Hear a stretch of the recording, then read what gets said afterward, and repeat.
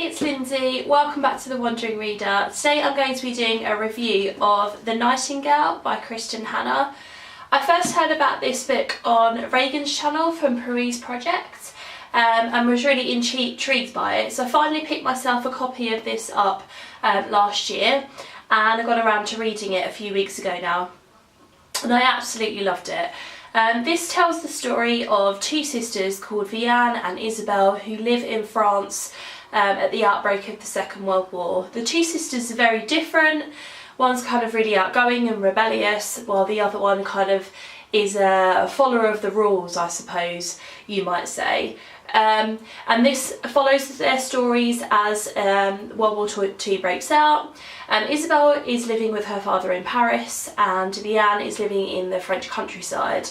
And you get to see how their lives go once World War II has broken out. How the Nazi occupation affects France and the various different things that two women have to go through. This was just an absolutely fantastic book from start to finish. It took me a little bit of time to get into. So the first sort of, I would say, 100 pages, maybe a little bit less than that, I found a little bit slow. Not really slow to the point where I was thinking of putting it down, definitely not, but kind of a little bit slow to get going. And then from then on in, I was absolutely gripped by everything that happens in here. It's not a flowery book by any sense. It's not a... it's a book that you have to think about, but it's also a book that you have to be prepared to be emotional about. It's brutal in lots of different senses. It's... you know, it's about love and death and war and, you know, all of these kinds of themes, and yeah, I really enjoyed it. I've never read anything by Kristin before.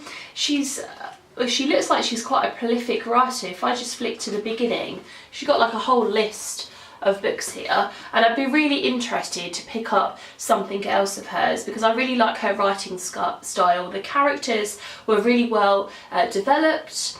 They were really believable. The way she described the setting was really fantastic, and the way she kind of weaved the plot together was also really well done. So I'd love to pick up something else by her. In fact, if you've got a recommendation for, if you've read lots of Kristin's books or any of her other ones, and you can recommend me another one to pick up next, I'd love to hear your thoughts on that. But you know, if you love stories that focus around the idea of war, then this would be a good one for you. You know, historical fiction, you know, put from the point of view of female characters. We don't always get that, and this is a good one to pick up for that reason. I mentioned The Poppy Factory by Liz Chanel on my channel a couple of weeks ago now. That would be another one to pick up if you want to read from a woman's perspective during wartime. I just thought this was absolutely fantastic. I gave it 5 stars. I was talking to my husband this morning about the fact that every review I've done on my channel so far has been a 5-star book, but I've just been really kind of excited and interested to talk about books that I've really enjoyed and to recommend them to you as well. So if this is one that you haven't picked up yet, or maybe you haven't heard of it, or you've had it on your shelf for a while and you haven't given it a go, please do. This is an absolutely fantastic read, and I would definitely recommend it to you. So there you go, that was my review of The Nightingale by Kristin. Thanks very much for watching, and I will see you in my next video. Bye.